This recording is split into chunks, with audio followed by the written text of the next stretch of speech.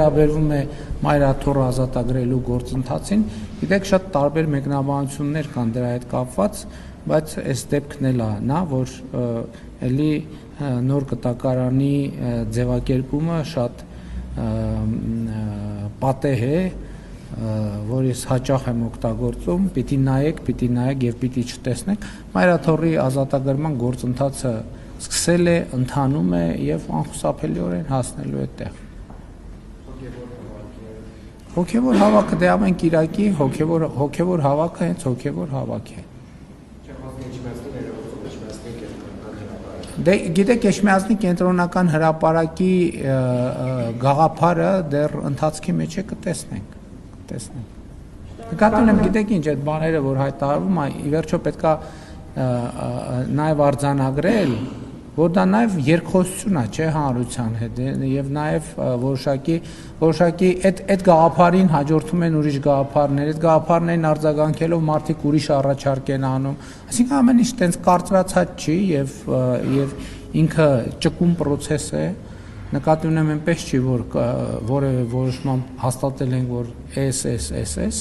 կարևորը որ Հայաստանում հիմա ընդհանուր առմամբ ես պիտի ուրախությամբ եւ գոհունակությամբ արձանագրեմ, որ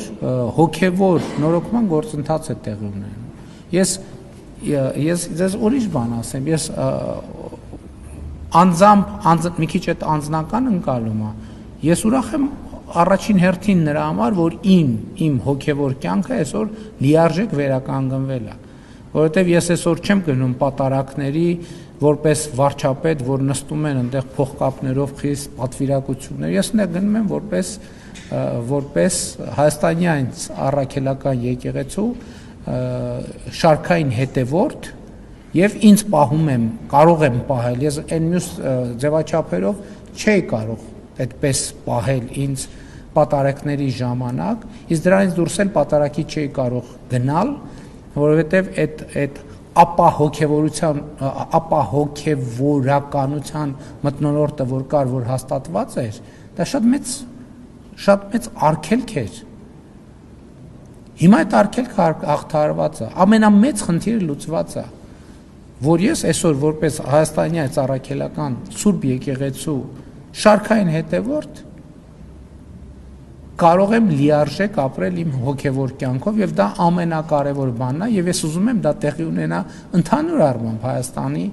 բոլոր քաղաքացիների հետ, ովքեր ունեն հոգևոր կյանք։ Եվ իմիջիալով